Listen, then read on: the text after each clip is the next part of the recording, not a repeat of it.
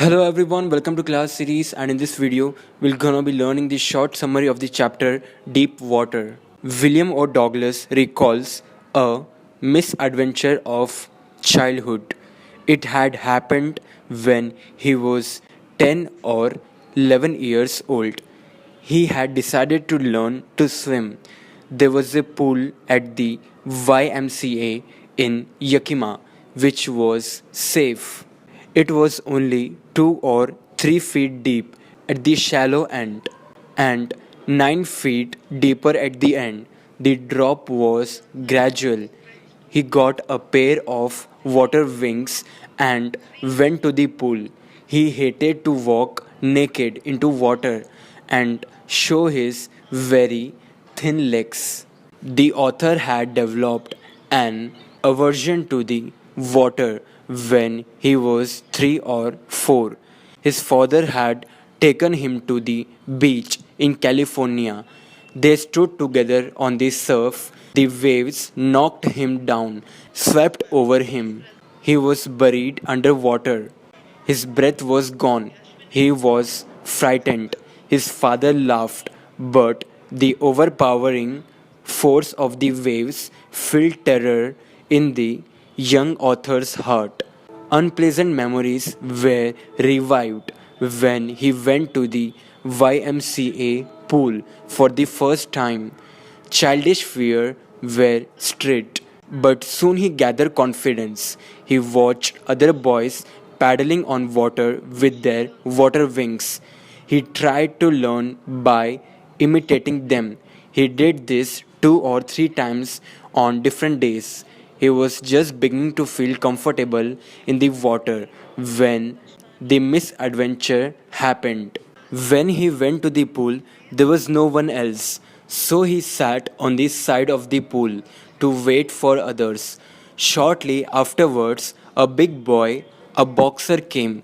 He was probably 18 years old, and he had beautiful muscles on his legs and arms. He called the author skinny and asked how he would like to be plunged in water. The boxer boy picked Douglas and threw him into the deep end. He struck water in a sitting position.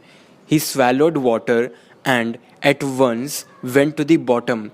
He was frightened but did not lose his wits. He made a plan. He would make a big jump when his feet hit the bottom. He would come to the surface like a cork, lie flat on it, and then paddle to the edge of the pool. Those 9 feet appeared more than 90, but he touched bottom. His lungs were ready to burst. When his feet hit the bottom, he made a great jump upwards, but he failed to reach at the surface at once. He came up slowly. His eyes and nose came out of water, but not his mouth. He moved around his leg on the surface of water. He swallowed water and choked. He tried to bring his legs up, but they hung as dead weights. He again went down to the bottom of the pool. He was shrinking under water because terror had seized him. He was paralyzed under water, but his heart and the pounding in the head told him that he was still alive. When he hit the bottom, he jumped with his full might. The jump made no difference. The water was still around him. His arms and legs wouldn't move. He trembled with fear. He tried to call for help, to call mother, but nothing happened. Then he rose up. His eyes and nose were almost out of water. He sucked for air and got water. He started going down a third time. Then all the efforts ended and he relaxed. A blackness swept over his brain and wiped out terror. There was no more panic. He felt drowsy and wanted to sleep. He gave up all the attempts. He forgot everything.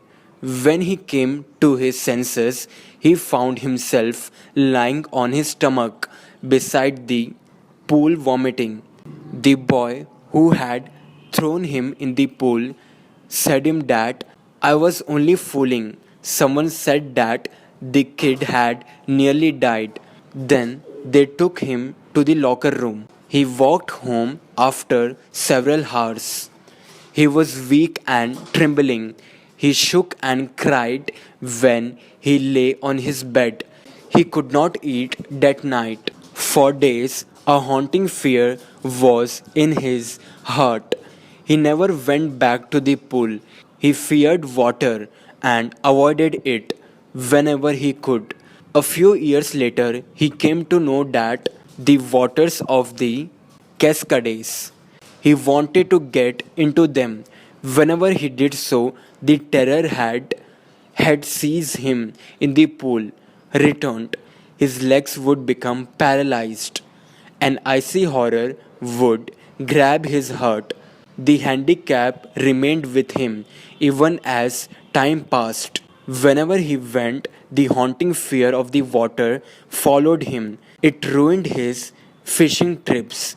It deprived him of the joy of canoeing, boating, and swimming. He used every method he knew to overcome his fear. Finally, he decided to get an instructor and learn to swim. He went to a pool and practiced 5 days a week, an hour each day. The instructor put a belt around him. A rope attached to the belt went through a pulley on an overhead cable. He held onto the end of the rope. They went on his way for many weeks. On each trip across the pool, a bit of panic seized him. Each time the instructor relaxed his hold on the rope and the author went underwater, some of the old terror returned and his legs froze. It was 3 months before the tension began to slack. Then the instructor taught him to put his face under water and exhale, and to raise his nose and inhale. He repeated the exercise hundreds of times. Very slowly, he shed some of the old panic as his head went under water. Then the instructor held him at the side of the pool and had him kick with his legs. He did so for weeks. Gradually, his legs relaxed. Thus, piece by piece, he built a swimmer. When he had perfected each piece, he put them together into an intricate whole. He had started practicing in October, and in April, the trainer told him that he could swim. He asked the author to dive off and swim the length of the pool. He began with crawl stroke. When he swam alone in the pool, tiny remnants of the old terror would return. But now he could revoke his terror. This went on till July. He was still not satisfied, so he went north in the New Hampshire. There he dived off a dog at Trix Island. He swam 2 miles across the lake to Stamp Act Island. He swam the crawl, breaststroke, side stroke, and backstroke. The terror returned only once. When he was in the middle of the lake, he put his face under and saw nothing but bottomless water.